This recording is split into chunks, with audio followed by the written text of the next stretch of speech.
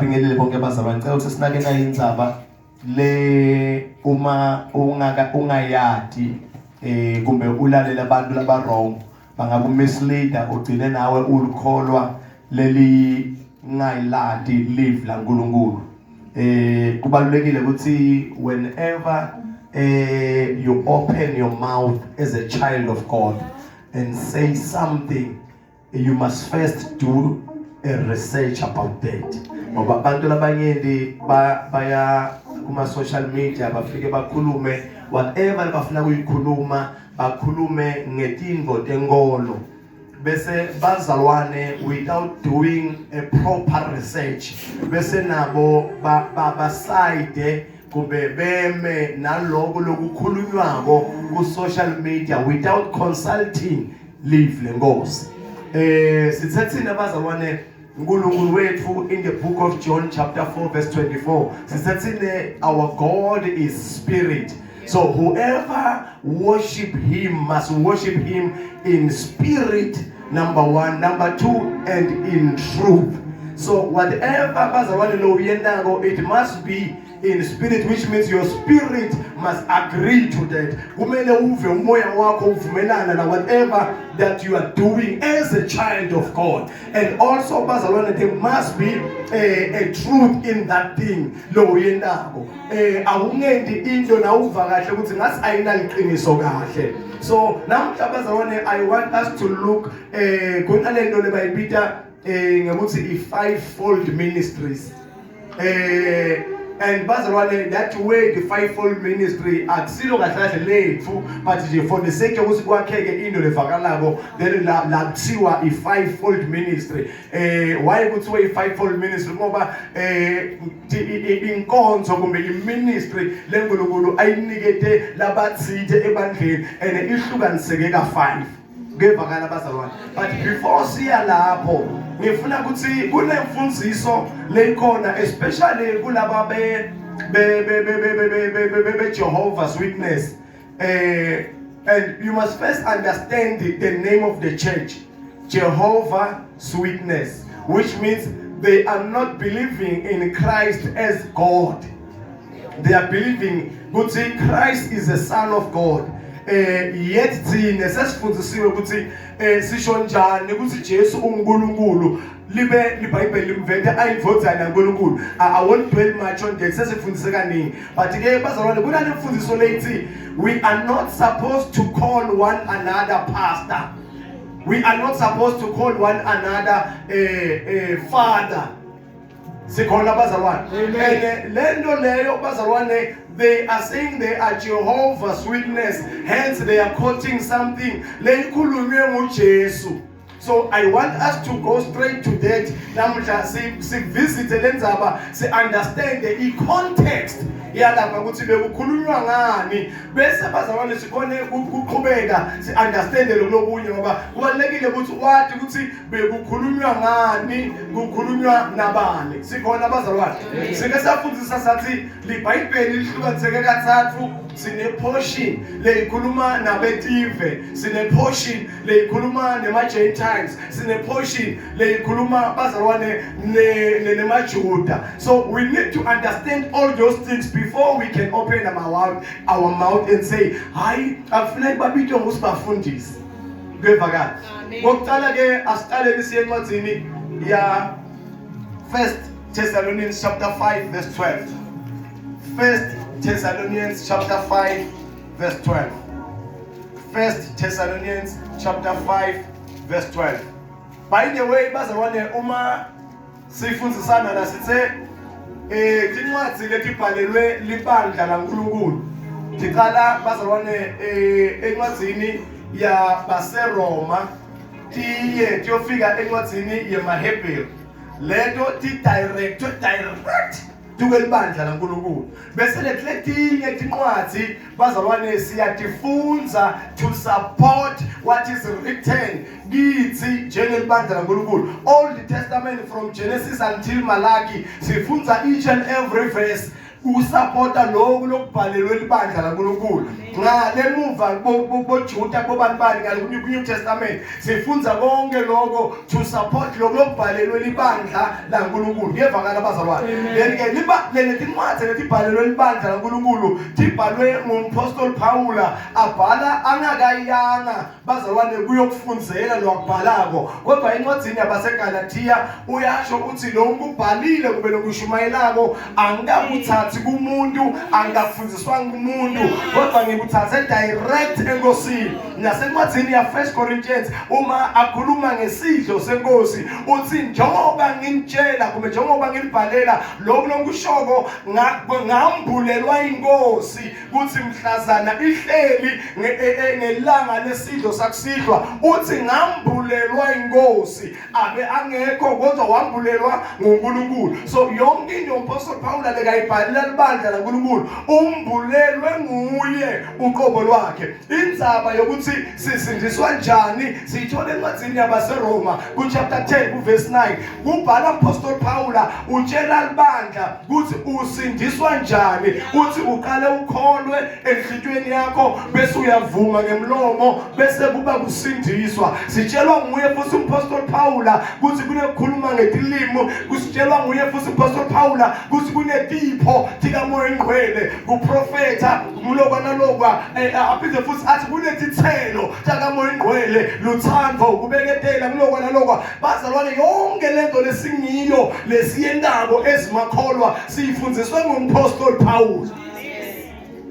From Genesis until kuMalaki abafundziswa kuba uNkulunkulu lekakhetha umuntu. Jeremiya uthi ngakwathi usasehlwili esibelethweni sama kwakho ngakukhetha waba ngumpostoli waba ngumprofeti wami ngatehlukanisela wena. Uthi ke bazalwane kuIsaya ngathi nangifuna ukuthuma ngakuwe ngafaka emavi emlonyeni wami. Labo baprofeti basemandulo kube bakho Old Testament bebakhethwa uNkulunkulu baniketwe special gift Samuel ongcwele baniketwe uNkulunkulu bewuhlala kuloyo lokhethiwe. Uthi ke lemalanga uNkulunkulu akhombisa Moses ukuthi unemandla kangakanani ukhipha iportion yoprofeta lebe kuMosi uyikhipha uyifaka kubafunzi labam70 bayaprofeta kwesikhashana nabathethu yakuthatha back uyabakhomba ukuthi umoya weprofeta ukhona mara akusisikhathi sokuthululela kubantu. Uyaprofeta umprofeti Joel uthi ngesikhathi sokugcina uNkulunkulu uyothululela umoya wakhe kubantu but kuGenesis until Malaki awukathululelwa kubo bonke ufakwe kuloye naloye. Kuyevakala bazalwane. Kubalulekile ukuthi si understand the Bible lethu ukuze singatoyengwa noma ngabe kanjani. Asiqale ke 1 Thessalonians chapter 5 verse 12. Verse 12. Yes. Siyanincenga bazalwane kuthini bahloniphe labo labasebenza emkhathini wenu babaholi benu enkosini labaniyala ngempilo yebuKristu. Uthi ke Apostle Paula uyalincenga libandla ngoba umuntu bazalwane ngeke umforce. Umuntu always emncenga umtshele ukuthi siyaqela shem cela uphakamise lesitulo usibeke la akeke uphakamisa lesitulo ngoba umzalwane kubumuntu kumele ukhombise kumhlonipha kumele ukhombise kumncenga. That's why uMpostoli Paula akakubeki as an instruction kodwa ukubeka njengendlela yokuhlonipha njengendlela yokucela a humble request. Ngiyanincenga bazalwane ukuthi hloniphani baholi benu lebabekiwe enkosini lababekiwe phambi kwenu ngoba babaholi baNkulunkulu banifida ngekunitshela tindzaba taKristu which means kukhulunywa ngebaholi labasebandleni likhona bandla. Sine problem yokuthi imedia ithi uma mina ngingumfundisi umkami akasuye mamfundisi angisinonke kumayinonke mhlawumbe laba yibeni bakutholile social media ukuthi uma mina ngingumfundisi mamfundisi akasuye umfundisi kusho imedia bese ithathe two different things ithi compare yende comparison yente comparison ye calling ne professionalism. But such a doctor who decided to go and study, obtain a doctorate, but comparing to someone who didn't decide to become a pastor, but who was called. But compared to someone, by the way,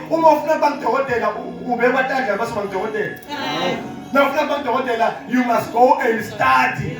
You decide, you go and study, then you become a doctor. You go and study and acquire those qualifications.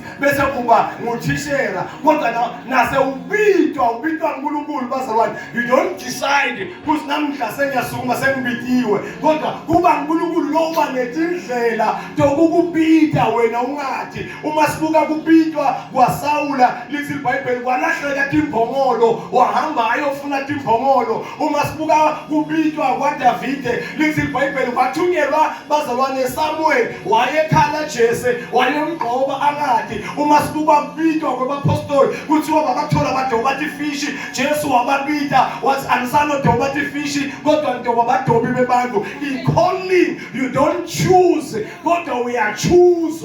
Bathi uma umuntu angidoctor angeke umkakhe kuthiwe ngimake dokotela.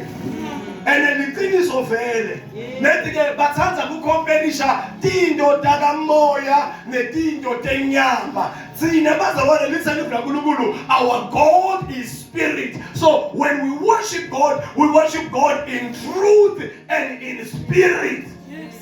Two yetinto singeka ngona worship uNkulunkulu. Umoya neliqiniso. Asimworship ngequalifications. So bantu labanyenti bathi hayi wrong lethu ngabo babita bafuboma mfundisi ukuthi ngoba mfundisi ngobele nithi ngimake emathonsi ngoba yena akakabitwa kubitwe mine sikhona bazalwane. Amen.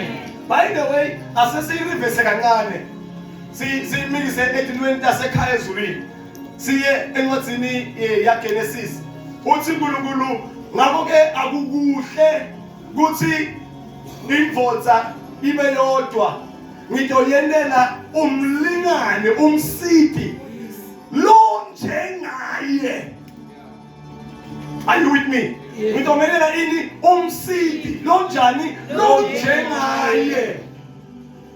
Bese iqhubeke ithi labo abasayoba babili sebayoba munye. Nikhona lapho. Amen. Ngoba niyathanda ukusheshe nithi yes ni like ku social media nikhohle kuyofunda live lenkosi. Live lenkosi bani abashadile, they are no longer two but one. We are no longer two but one, which means whatever lenginayo naye unayo. Ngiyacine kwabuye kwaba nama addictions. Our bishop let us ordain nabo unale revelation yokuthi bantu labashadile they are no longer two but one. When he ordains ubeka tandla kunkosikazi abeke tandla nasemvodzeni because u understand ukuthi they are no longer two but one. So uma ku ordainwa mine our bishop laid his hands give me nakuma mfundisi because his understanding of the Bible is that we are no longer two but one. Wabeka tandla kithi sobabili. When he was ordaining Mage Mavundla wabeka tandla kumage Mavundla wabeka tandla nakubabe Mavundla because his understanding ukuthi Mage Mavundla is not separated from Babe Mavundla but they are one. Uma ordaina kubabe Slinda and so forth simunye kulento yokukholwa.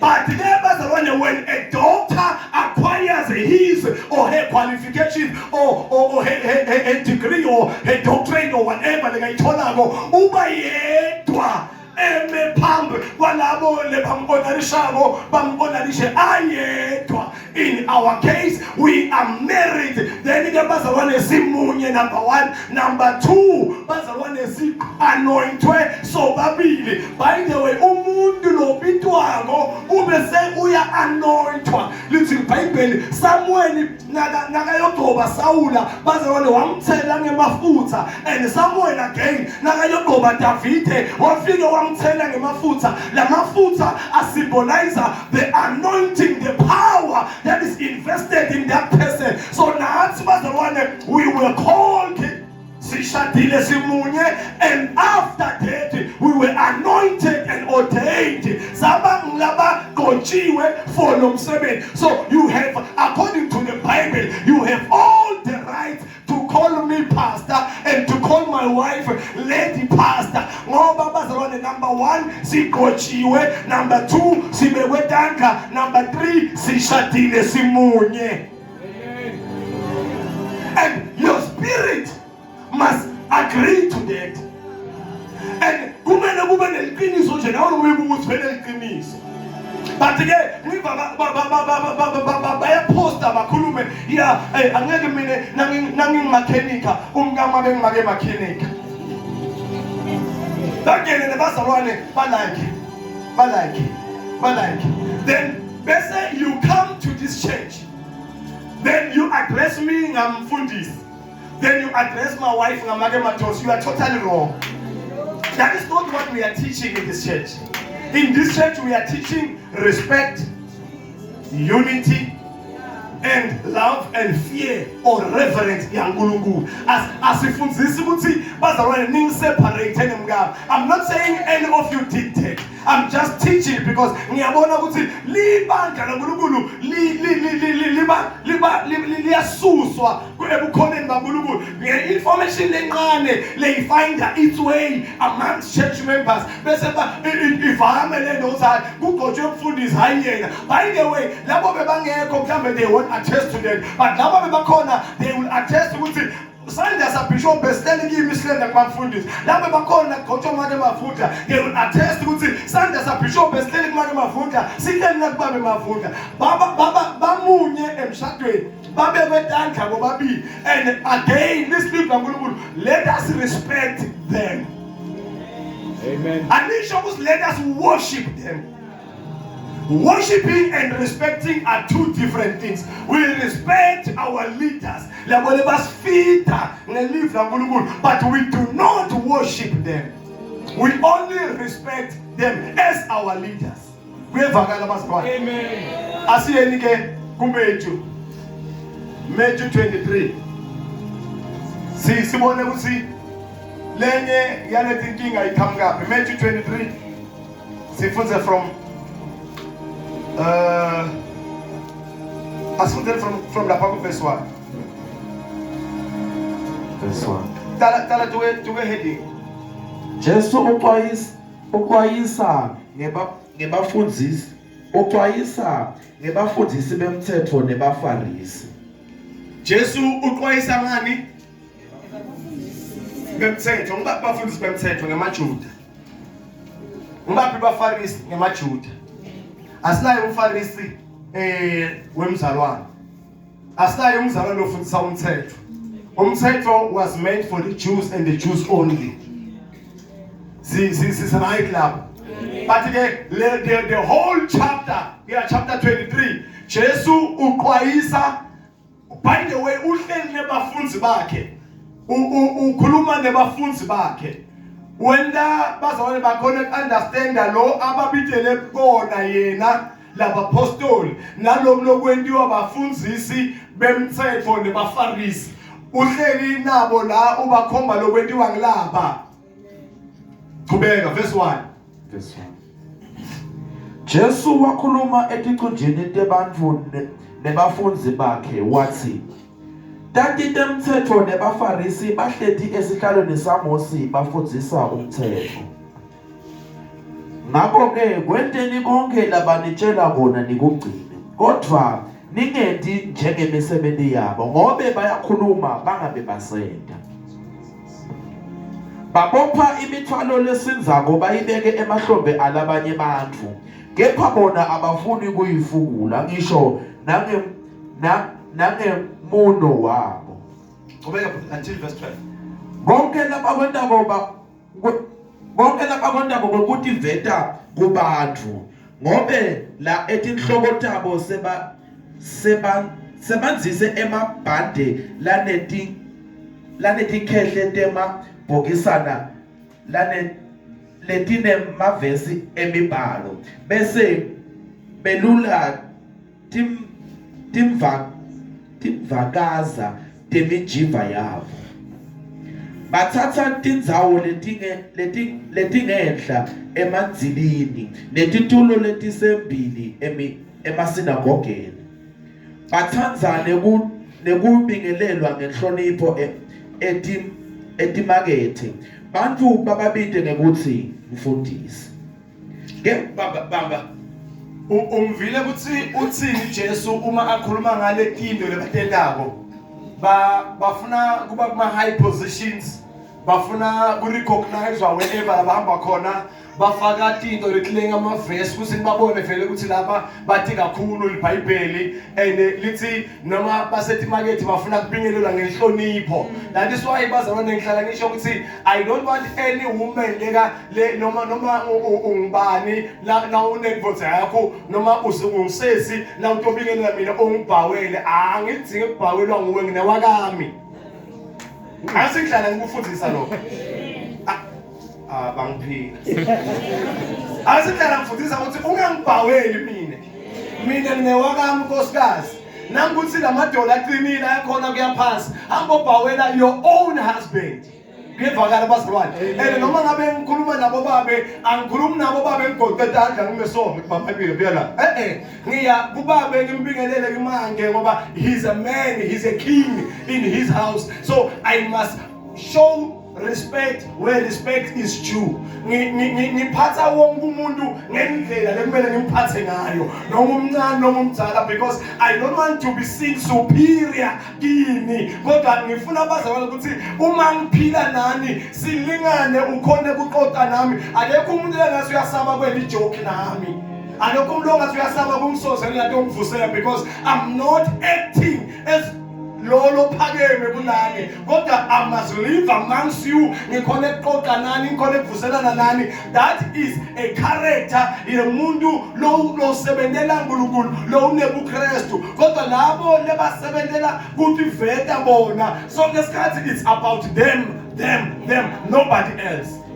Uthi ke Jesu labo bathanzwa kubitwa ngekuthi mfundisi.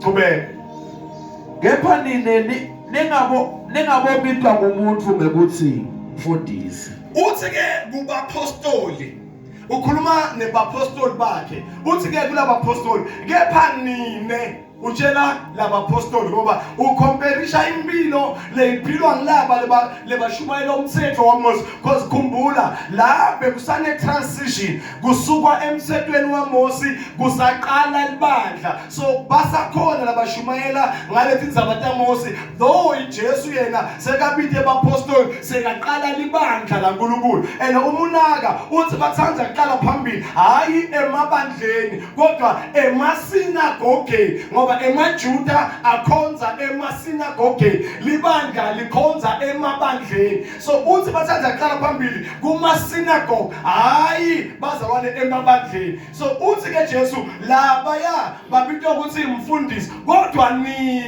ningabitwa ngokuthi mfundisi ukhuluma nalabafunzi bakhe. Qhubeka ngobe nonke nibazalwane munye umfundisi wenu ningabithi umuntu emhlabeni ngekuthi babe ngobe munye uyihlolo sezulwini futhi ningabitwa ngumuntu ngekuthi nibaholi ngobe munye umholi wenu lo nguKristu.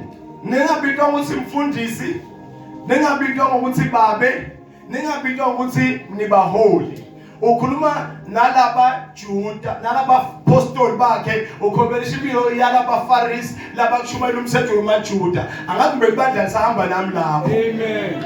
Yena futhi Jesu gijima verse 33 khona lapho verse 33 verse 33. Yeah. Tinyoka talo yemabululu nitakuba Futhi kahle bhuti ungathatha take. nitakubaleka njani kulahlwa esihogweni. Ukhona ngamlekelela.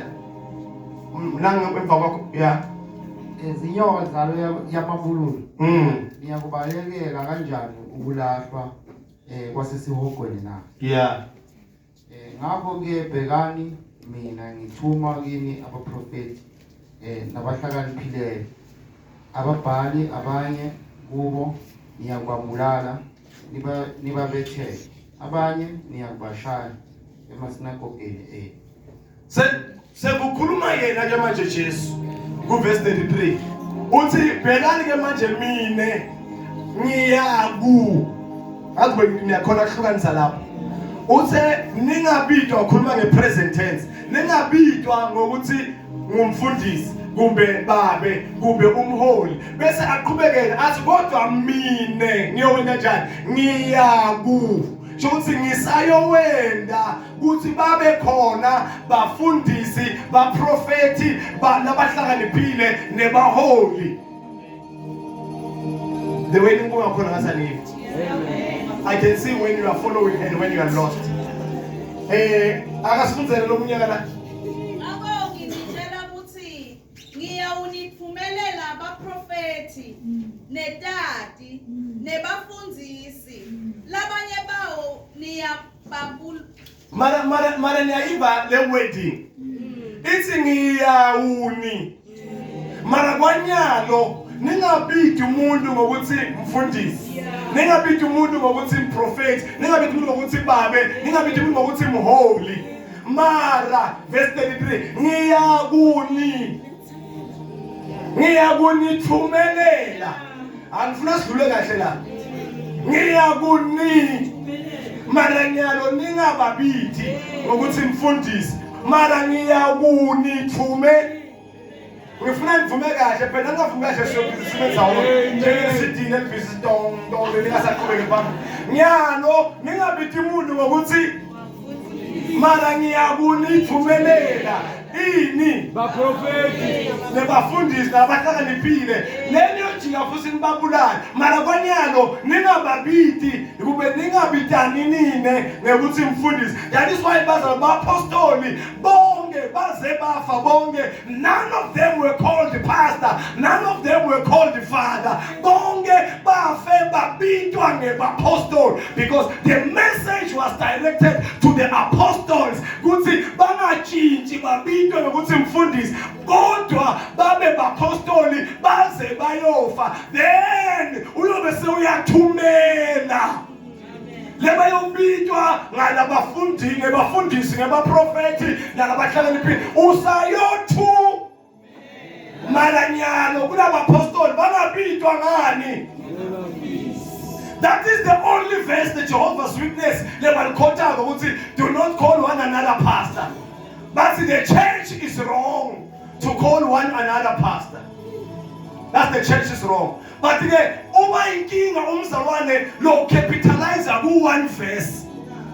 Ama concede the whole chapter. Because last corner we were reading Luke chapter 23 kuMateyu and sifundzile from verse 1 to 12 kuthi uthini ngebafarisi nokuthi labapostoli bangabitwa ngokuthi mfundisi ku the same chapter, ku the same conversation, ku verse 33. So ubaniketa a promise kuthi though I said don't call one another pastors, but I will do that in the near future. I will send pastors, prophets amongst you. Kusho yena lekathi in the meantime ningabidani ngebafundisi, but I will send them. So bafuna only that verse. Basi ningabidani ngokuthi umfundisi ni wrong. Bese nawe uthi ulike now. I've been seen. Best we are going to let me Bible. Let me what's at the confused. Let me Bible let the confused. Ikinga ngolo confused. Ikinga ngolo ngala the Bible. Ikinga ngolo jahela kuvuma ungakabuti. Though we never fundis. Come to us, we will help you. Ask bathi singabhida ukuthi mfundisi, how true is it mfundisi? Bese ngiyakutshela sisahamba kahle lapha. Amen. Si understand ukuthi why bekuthiwe bangabhida usibafundisi. Si understand ukuthi futhi the very same person na the very same audience lebe kakhuluma nayo ubize obaneke. I promise ukuthi though ashilo kwanyalo mara uzobathumelela again labantu abayini bafundisi neba prophet niyakuva lokho. Amen. Okay, asiyeni ke Ephesians 4 verse 11. Sisafuna Ephesians 4 verse 11. La ebandleni bazalwane si nomfundisi nongimi noshadile lona nkosikazi le naye ngale ndlela sifundiseke ngayo naye umamfundisi akasingake mathozi. So as from today uma mhlambe bongathi ukuthi ufuna umbide njani ngenxa yini yento loyivile ngaphandle, as from today uma umbida uthi mamfundisi kuye, Amen. uthi mfundisi kimi, because uma yena angabi ngumfundisi kodwa mina ngingumfundisi, then we are separate, then sesiyi-two. No one. Kuna mfundisi na manje mathozi, then we are separate. Mara ngokwelive laNkulunkulu simunye. Ngokwe vision ya bishop les under yena simunye. Ngekwe anointing lesabekwa tanda ngayo simunye. So uma bongathi as from today so yathi kuthi uma mina ngingumfundisi yena ngumamfundisi, uma yena angimake mathozi nami angibe ngibabe mathozi. Kuyevakala. Bese ke siyaqhubeka la ebandleni sibe nebashumayeli. They are not pastors. Abasibo bafundisi, babashumayeli. I will get to that ngichaze ukuthi uyini umfundisi, uyini umprofeti, uyini umvangeli, because if you fail to understand a role ledlalwa kuloyo muntu loyo uyombika ngento lekangasingiyo. Kuyevakala bazalwane. Amen. And there is a reason why umuntu loku leadership abitwe ngemfundisi angabitwa ngemprofeti. So la ibandleni sinebashumayeli lebabili lebabalayo ifaith assembly. Sina make mavundla ungumshumayeli ungilogqotshiwe waNkulunkulu. So lithembu lesilisebenzisako uma simintroducer sisibazalwane live lalamhla sitophiwa ngumgqotshwa waNkulunkulu make mavundla, kumbe sitophiwa ngumshumayeli make mavundla. Leli gama lemshumayeli nemgqotshwa kumele libe attached nanesibongo. Once wema phambili was namhla stophiwa livi ngimake mavundla, you are totally wrong, because awusambeki kule position le akuyo. She was anointed kuthi abike ukuthi ugqotshelwe kushumayela. She was anointed for that. So you cannot remove the office lekabulo ngokuthi uthi sisitoshumayelwa namhla ngimake mavundla. You are totally wrong, but I forgive you ngoba nisawende kayi-1 satsho there are 489. I forgive you for that kuthi nisawende kayi-1. Akasilivile ishumayela itolo Peter abuta Jesu umuntu yongwana kuzokubeka athi Peter kayi7 wasi Jesu kayi70 times 7 which is 409. So nisawone kayi-1. I forgive you ngoba nisawone kayi-1. Mhlawumbe none futhi 2 3 until 409, but ngoba uyafundziswa so angeke kusona so ufundzisiwe awusho ukuthi live la namhla sinikwa ngimake mavundla. Hayi sizonikwa ngumshumayeli make mavundla, umgqotshwa make mavundla. Hayi bazalwane make mavundla. So remove leli qobo leli office lekabekwe kulo. Bese kanjalo futhi nakumgqotshwa babesida ngomshumayeli babesilile. I will explain ukuthi why singababili ngebafundisi. Kuyevakala. Ephesians 4 verse 11. Nguye futhi lo wapha labanye ukuthi babe bapostoli, labanye babe baprofeti, labanye babe bavangeli, labanye babe belusi, labanye babe bafundzisi.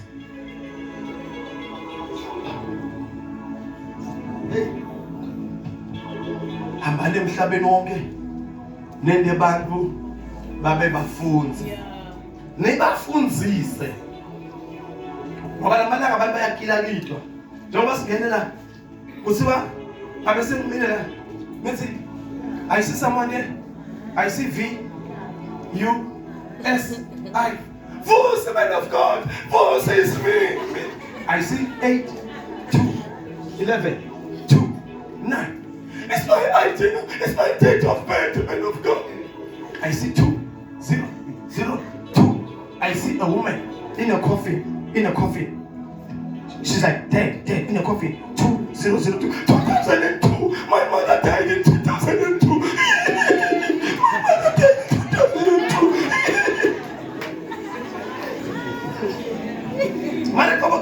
Sound-minded.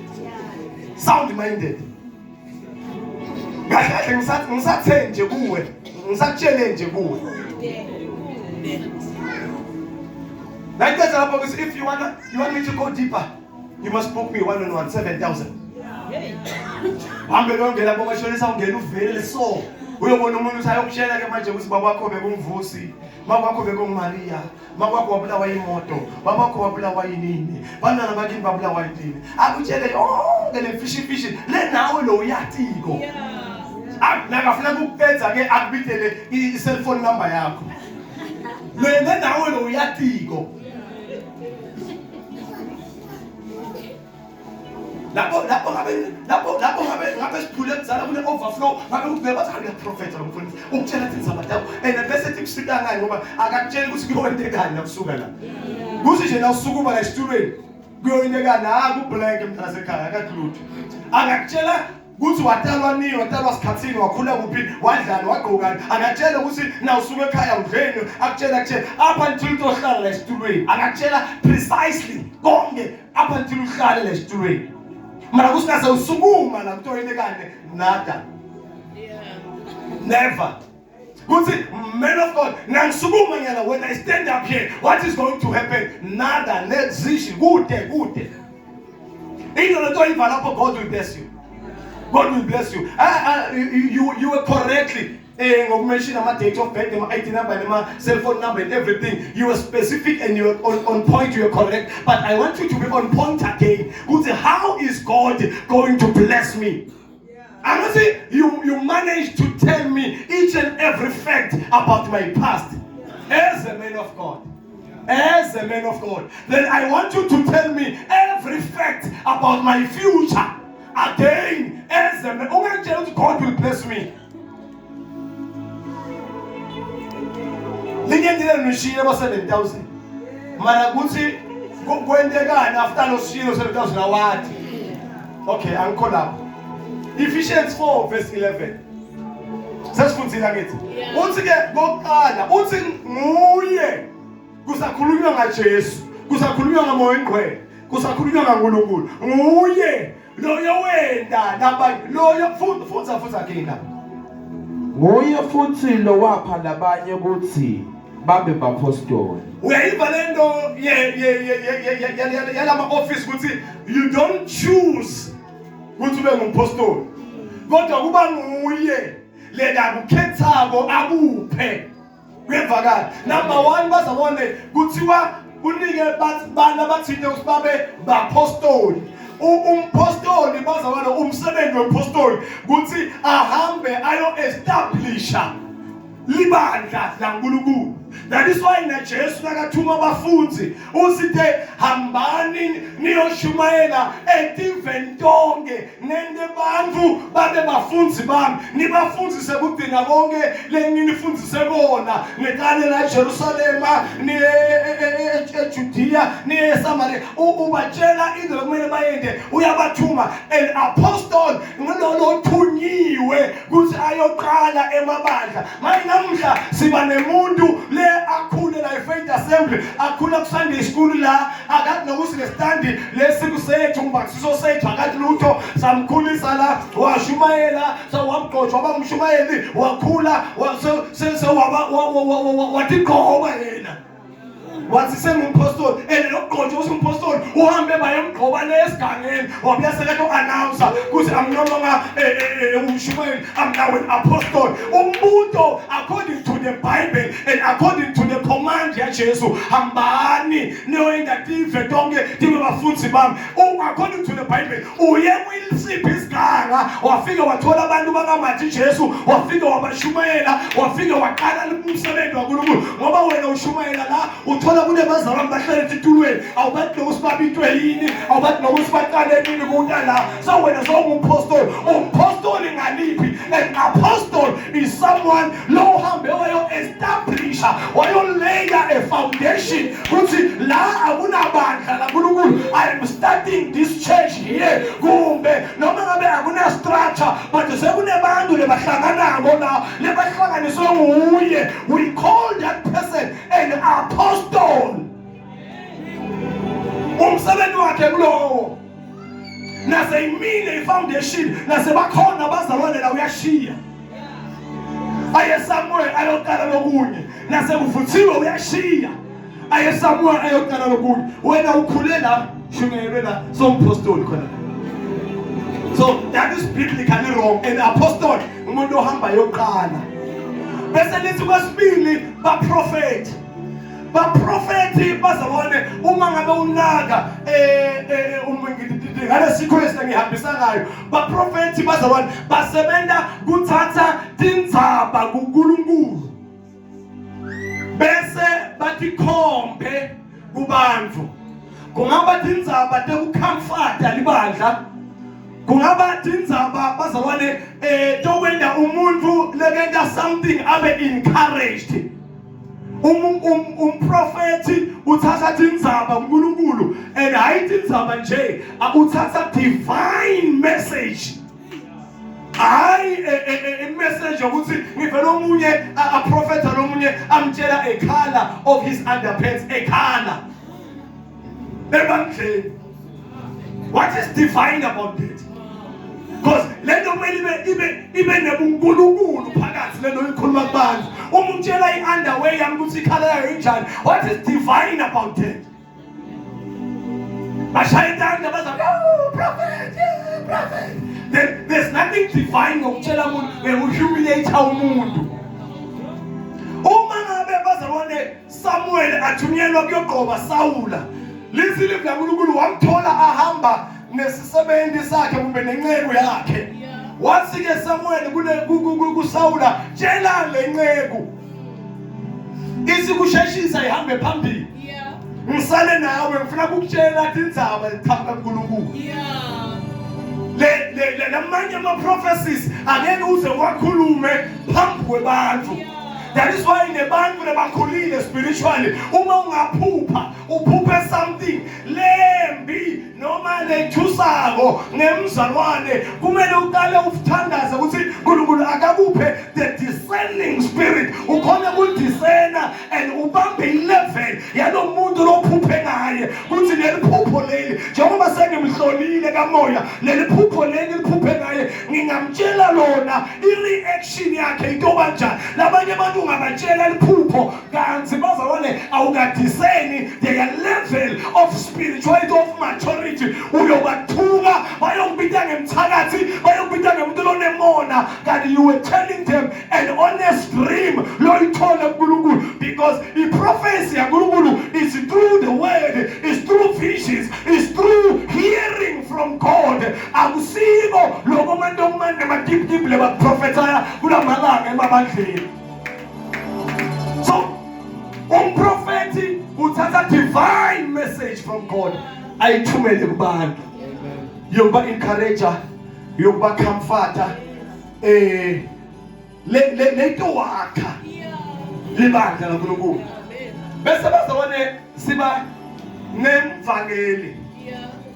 Umvangeli bazabone ngulo athatha livi laNkulunkulu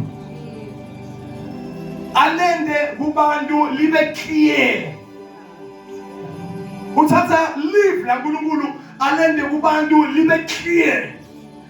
Bakhona abantu abashumayela bathi uNkulunkulu akasathi ukuthi sende tono.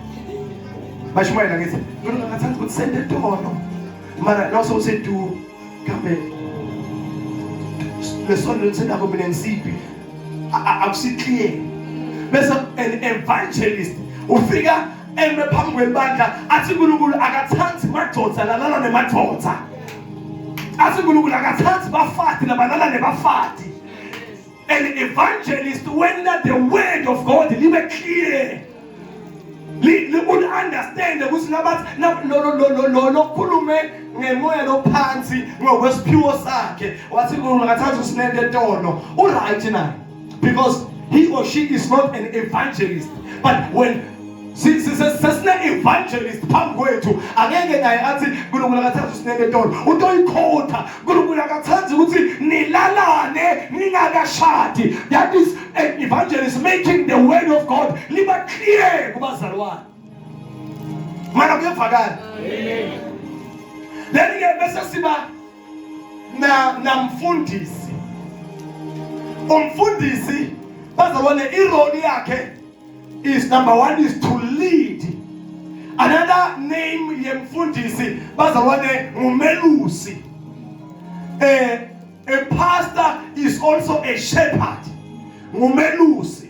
Umelusi bazalwane kuledatikhathi tekweluswa eBhayibhelini. Umelusi bekavuka qala aye la kuyodla khona timvu netinkomo ayobuka abuke bebanesiphiwo sokuthi bafike babuke ema-food spots ukuthi la kuhambe e-tiger, la kuhambe e-lion, la kuhambe an-elephant. Bakhona noku-identifya i-threat lekhona, babuke ingodi lengabakhona, babuke nokuthi ihambe yayangakuphi. Then when they come manje sebeta ngalo mhlambi bayathi ukuthi kule ndzawo lengiyobalusela kuyo akunangodi. Because you are a leader, you first go when you check in God labor corner. That is why sithi umfundisi kumbe a pastor, number one, uya leader. Uleader libandla laNkulunkulu. So a leader kuqala yena qala. That is why bazalwane uma ubuka sengizokuveta namuhla labanye bathi mfundisi Nkosi usifisa amahloni. I am a leader.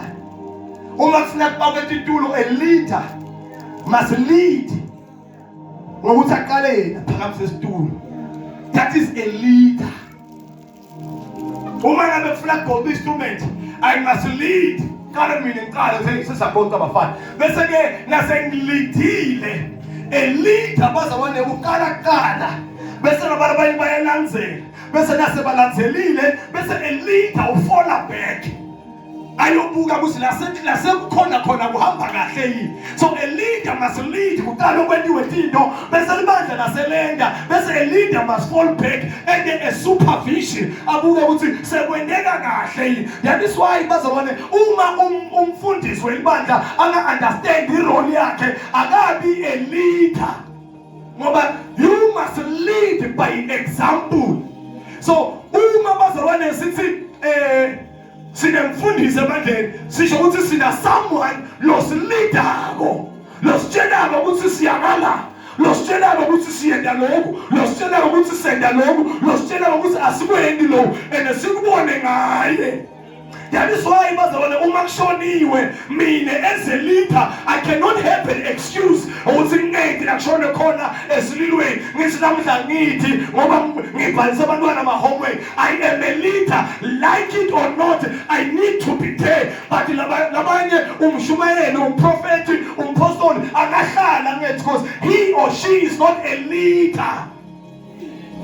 A leader is always there. Number two, la kumfundisi na pastor na shepherd into leyiwale lapho bazalwane lokunye kunakekela, to take care.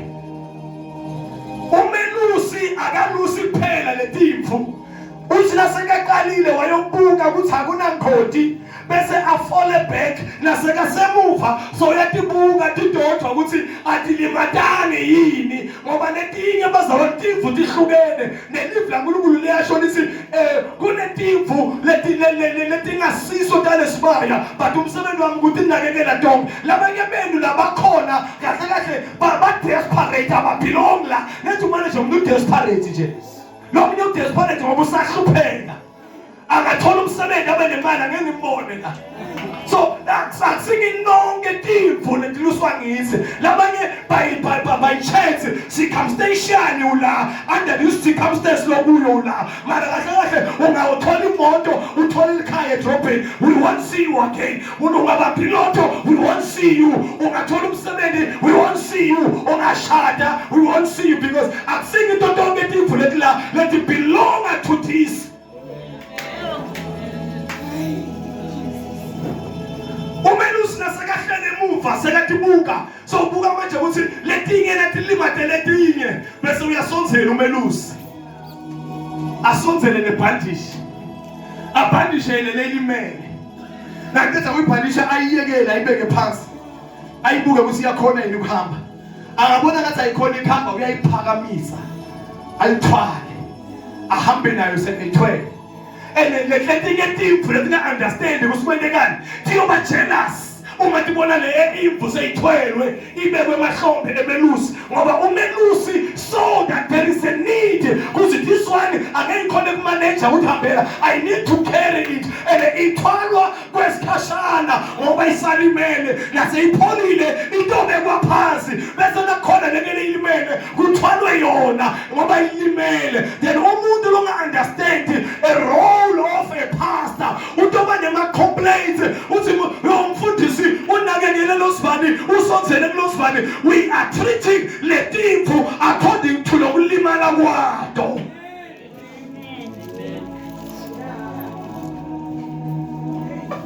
So umelusi kwesibili uyanakekela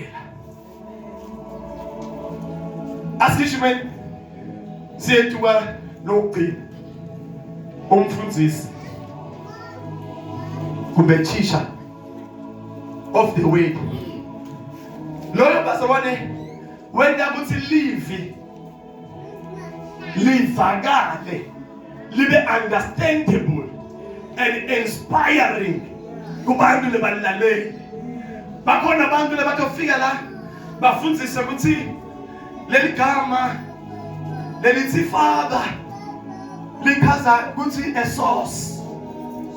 source bazabone ikhona ku-reproducer leli gama lelithi father lisukela tuke gama lesi-Greek lelithini that is why a teacher of the word ukhona kukwenda lento uyi-understand and iphinde iku-inspire ukuthi khona kuyenda. So that is why mina I'm not the teacher of the word. Angeke ngifike la ngithi ngekwesiGreek ngekwesiLatini ngekwesiHebheru bakhona lebagqotshelwe lokho uma uNkulunkulu sekabavusile batosukuma basho ngekwesiGreek ngekwesiHebheru ngekwesiLatini ngekwesiyini mina ngivele nginakekele timvu ngivele ngihole ngisiyakala njengemelusi bazabone uNkulunkulu ukuniketa emandla ukuthi ukhona kurana onke lawa amanye ama-offices. Amen. So, uma sidothi as understanding, sidoenda libandla libe divided. Kunemabandla angisaflipa lamagama ngoba sesemane ngendaba references nje. Kunemabandla la khona in one branch njengala ePola Park. Kuna 3 pastors, 3 bafundisi, bababitha bafundisi. Bagqotshwe baba bafundisi boy 3.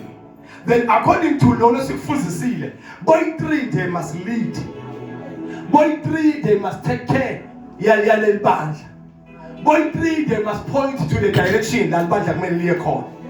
Lomunye utosukuma next week sinemvuselelo naye uyileader naye ufuna ende lomunye asukume naye asileveli tako asinamvuselelo leveli tako sikufasting. They've got same powers. So that's the one akubi na two yemelusi balusa timvu ekufanayo. Uma sekunesidingo semelusi shokuthi sekunesibaya lesinye netimvu letinye. Nayibandleni uNkulunkulu usikhulisile as long as sinemashumeli. Uma sivula another branch sesiyabuya ke manje kulabashumayeli siyamthatha ngoba sesinesibaya lesinye sisatha kubashumayeli sesiyomniketa the role yokuleader lesibaya athathe ama-decision anesibaya akube nguye lothwala letoni leklimele kulesibaya mara asikwazi ukuthi ebandleni elilodwa sibe nabafundisi laba more than one because we need one leader. In South Africa we've got one president. We cannot have 3 presidents running this country. Amen. Since you understand le tinto kuze sitotenda kahle ngiyacabanga abazali kuvakela singemanga tinyawo sitokuthandaza